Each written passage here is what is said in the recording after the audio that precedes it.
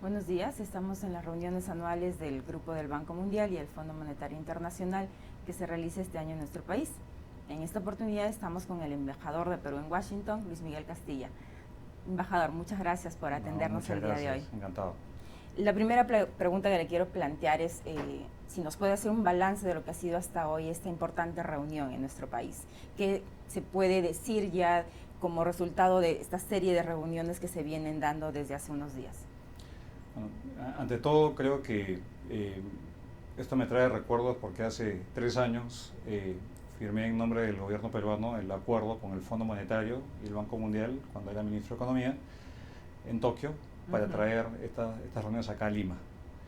Entonces, me parece increíble después de 3 años haber logrado este gran evento.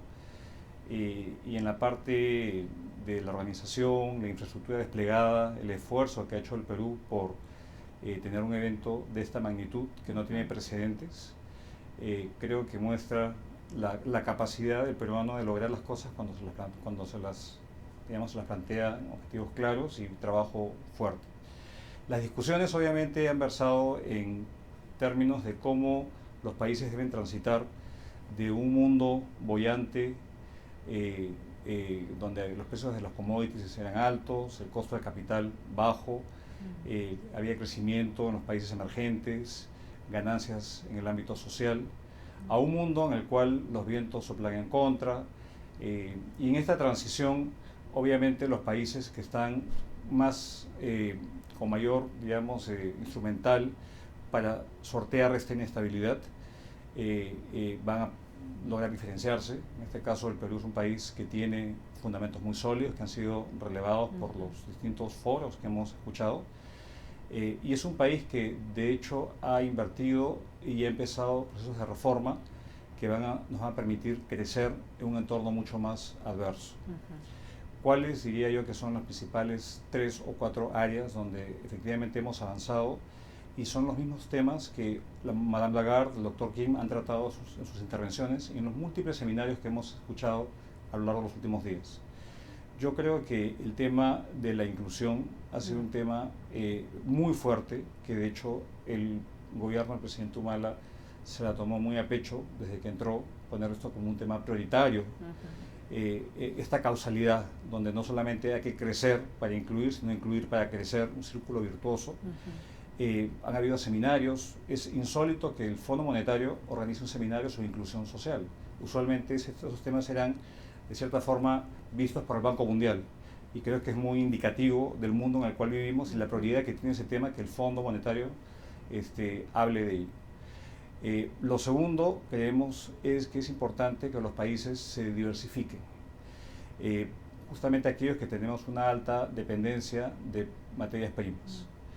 Y esa diversificación se logra evidentemente invirtiendo en capital humano, se logra cerrando brechas en infraestructura, se logra diversificando la economía, creando un entorno para que las empresas puedan buscar nichos donde haya potencial, y se puede acelerar también vía acuerdos comerciales. El acuerdo recientemente culminado, el Transpacífico, el TPP, nos da una excelente oportunidad para justamente poder avanzar en una inserción mucho más activa, inteligente y que pueda beneficiar a un mayor número de empresas.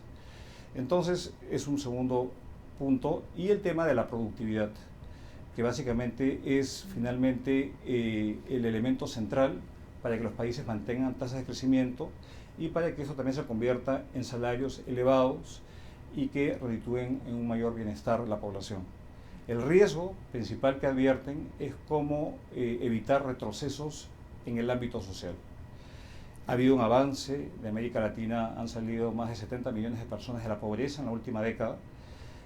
Hay una clase media, pero todavía no es una clase media consolidada, y hay una población precaria, aún que con un menor crecimiento puede verse afectada. Entonces, las políticas que se plantean han sido estos ámbitos: una reforma laboral que permita evitar estas rigideces que implican que haya contratos de corto plazo y no contratos de largo plazo, cómo atacar, por ejemplo, problemas que tienen que ver con el cambio climático, que finalmente afecta a los más vulnerables, cómo incorporar a la mujer como una actor clave en el desarrollo económico, no como un tema social, sino como un tema económico, con un alto impacto.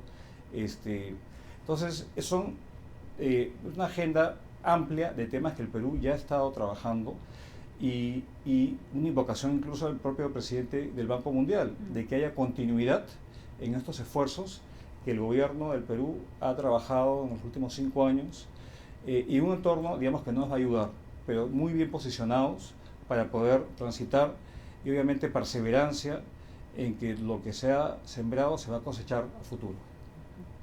El ministro Segura mencionaba, embajador, que Perú es uno de los pocos países, o si no el único país en nuestra región cuya economía se está acelerando, no desacelerando. La pregunta que le hago a colación de lo que usted nos mencionaba, esos riesgos todavía latentes, si ya estamos, digamos, ya hemos llegado a un punto de inflexión en el que la economía está mostrando ciertos signos de mejora, ¿cuáles son esos riesgos de los que usted ha mencionado que pueden, digamos, golpearnos o seguir desacelerando o frenando esta cierta mejora que ya hemos visto en los últimos meses? Yo creo que hay dos tipos de riesgos. Uno, sobre el cual tenemos poco control, que son los efectos climatológicos, ¿no? El fenómeno del Niño. Claro. Yo creo que ese es un riesgo donde el gobierno ha procurado invertir en prevención. Estamos con Estados Unidos viendo formas de poder colaborar de manera mucho más activa, no solamente en la capacidad de poder predecir la magnitud del fenómeno, sino cómo poder incluso atraer batallones de ingenieros de Estados Unidos que nos permitan atender si hay, digamos, siniestros en puentes, en carreteras, inundaciones y demás. Eso es, creo yo, el riesgo más elevado que tenemos. Y el segundo riesgo es que la inversión pública, especialmente a nivel subnacional, no logre, digamos, culminar esta curva de aprendizaje que un primer año de gestión significa. Entonces, son los dos grandes riesgos. Obviamente, uno, tenemos poco control y hay que saber cómo mitigar y cómo actuar de manera oportuna. Y lo segundo es uno de poder mejorar las capacidades de los gobiernos locales para que inviertan con eficiencia, con efectividad y con transparencia. Porque también venimos de muchos casos lamentables de corrupción que de cierta forma ha paralizado la gestión pública en decisiones muy trascendentales y se han visto proyectos inconclusos. Entonces, yo veo esos riesgos como factores importantes, pero no se está siendo pasivo. Lo del Niño está, digamos, a un porcentaje muy elevado de estar preparados. Mejor es prepararse para lo peor y esperar que sea algo menor. Tenemos una cobertura financiera adecuada. El Ministerio de Economía y Finanzas ha logrado no solamente elevar el nivel de gastos presupuestales para prevención, sino una cobertura financiera que va con líneas contingentes para atender requerimientos financieros en caso de desastres naturales. Y tenemos un fondo de estabilización que sin duda se puede utilizar para poder mitigar el impacto financiero que tenga esto. Y en lo segundo, esto pasa quizá por un tema mayor que ciertamente sea abordado en las discusiones, digamos, cuando empiece el proceso electoral, de cómo mejorar la efectividad de la descentralización en nuestro país y cómo mejorar la calidad de los organismos, instituciones que se encargan por velar por el buen uso de los recursos públicos. Entonces, eso creemos que son dos ejemplos. Obviamente hay otros riesgos, pero se está tomando medidas y esperamos que sean efectivas para justamente poder acelerar esta ejecución. Yo recuerdo haber leído algunos decretos legislativos aprobados por el Ejecutivo que justamente inciden en poder tener esta capacidad de mejorar la ejecución del gasto presupuestal y que también sea de impacto. Y no solamente el gasto público, sino la inversión privada. En los cambios normativos que se han hecho para las APPs, este perfeccionamiento de nuestro marco normativo para atraer la inversión privada en el cierre de brecha de infraestructura es un factor importante. Pero bueno, son dos áreas donde yo veo riesgos y obviamente el mundo sigue siendo muy inestable, ¿no?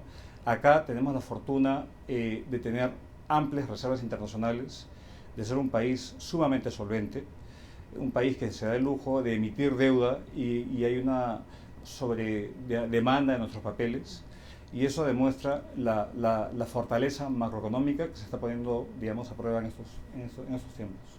Y en el frente externo, embajador, ¿ya asimilamos todo el golpe o la economía todavía puede verse afectada por lo que sucede en China?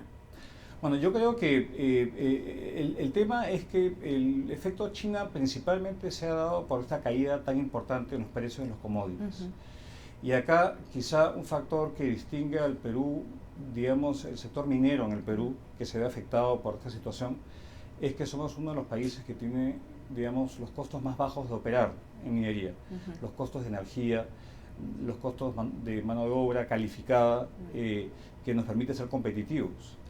Obviamente en esto un factor importante es lograr que haya una aceptación de proyectos que muchas veces pueden, digamos, ser cuestionados por la población, que no perciben los beneficios.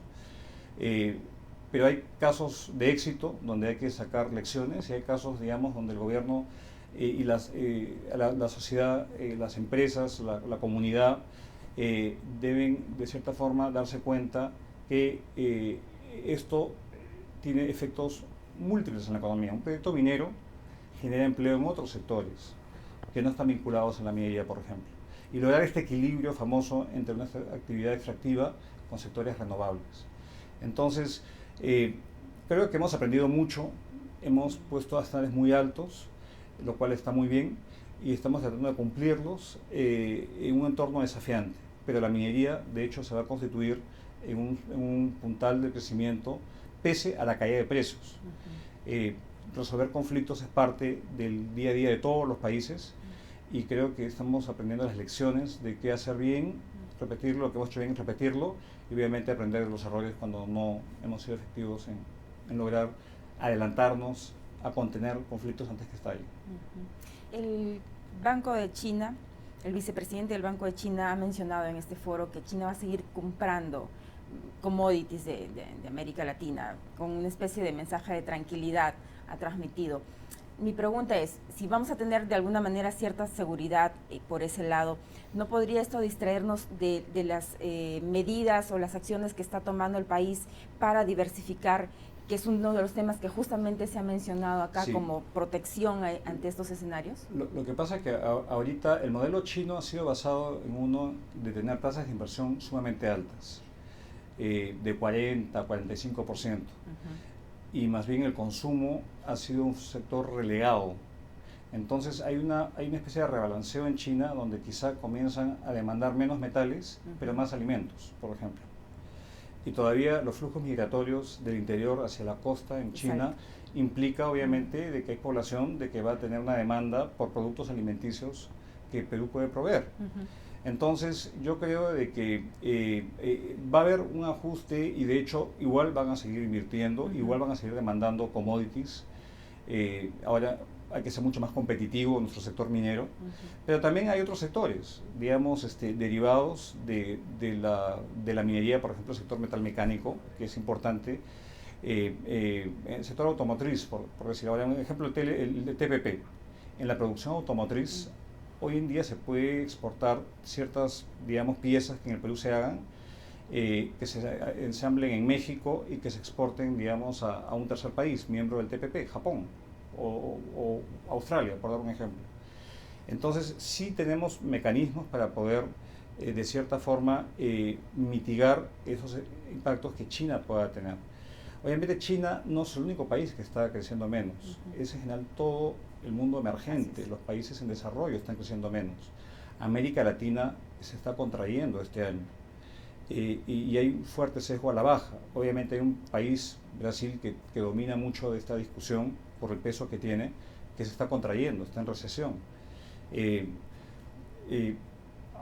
Yo creo que el tema de China es parte importante y central de la discusión que se va a dar hoy en los foros, digamos, a nivel de los ministros de Economía o Hacienda y los presidentes del Banco Central, de cómo evitar mitigar, digamos, un impacto, digamos, aún mayor de un menor crecimiento en ese país. Eso, de cierta forma, nos ayuda y yo creo que nos incentiva de que no podemos perder de vista la diversificación como una tarea esencial en mercados y en productos. Última pregunta, embajador. Usted ha mencionado, y es un tema que se ha trabajado también aquí, el tema del fortalecimiento de las instituciones como una herramienta también para tener un crecimiento mayor y sostenido. ¿Qué tarea pendiente tenemos respecto a ese punto? Yo creo que el Perú es un país que ha tenido un desempeño notable porque ha llevado adelante políticas muy adecuadas, pese a tener instituciones que tienen desafíos y que tienen ciertas debilidades. Y eso, de cierta forma, se podía hacer porque en un mundo en el cual había muchos recursos, digamos, eran menos vinculantes estas restricciones institucionales en el país. Esto implica que el Estado tiene que reformarse para que sea mucho más efectivo en dotar de servicios básicos a la población, no solamente de educación, sino seguridad, por ejemplo, mucha mayor probidad en el manejo de los recursos públicos, un fortalecimiento también del sistema político del país que puede intermediar las inquietudes de los ciudadanos, fortalecer la democracia es importante, la independencia de poderes. Son factores que finalmente los inversionistas miran y las apuestas se dan en los países que tienen estas condiciones. El tema institucional es fundamental. Yo, de hecho, participé en un foro en el cual analizábamos cuál es el rol del Fondo Monetario para apoyar a las mejoras institucionales que se requieren en el país, más allá de las islas de excelencia que ya existen en el país, el Banco Central, el regulador, el manejo económico, y en temas diversos. Acá doy un ejemplo. ¿Qué tipo de institucionalidad se requiere, por ejemplo, para la supervisión y monitoreo de los cumplimientos que está haciendo el Perú en la reducción de las emisiones de dióxido de carbono en la lucha contra el cambio climático? Eso involucra crear capacidades para que el país pueda ser más eficiente energéticamente, hablando como un ejemplo de una necesidad imperiosa de tener instituciones mucho más robustas, donde haya mucha mayor rendición de cuentas, y eso creo que hay conciencia para que esto se haga. Lo que el Perú ha reafirmado con la OECD recientemente, cuando se entregó el estudio multidimensional y este proceso de programa país, un acceso a ese club de mejores estándares, justamente apunta en esa dirección. Mejor gobernanza, cómo lidiar con la corrupción, cómo lograr, que un crecimiento sostenible, atacar ilícitos que puedan haber. Y en mi calidad de embajador en Estados Unidos estamos justamente tratando de usar nuestra excelente relación con ese país para apuntalar cooperación técnica y mejores prácticas en todos estos planos, de fortalecimiento institucional que Estados Unidos puede brindar a nosotros ya como socios pares, porque lo que la OECD trae es una relación de pares. Y eso es muy importante, porque ellos pueden aprender nuestras experiencias y nosotros las de ella en una situación mucho más simétrica y pareja. Es un ejemplo, del tipo, del porqué de apostar por estas iniciativas que uno puede pensar que son aspiracionales, pero que son fundamentales para lograr los cambios institucionales que el país requiere. Para lograr ese crecimiento que necesitamos para los próximos años. Ciertamente. Muy bien. Muchísimas gracias, embajador. Muchas ha sido gracias. Usted muy amable por Encantado. atendernos, muy amable. Ha sido el embajador de Perú en Washington, Luis Miguel Castilla. Muchas gracias.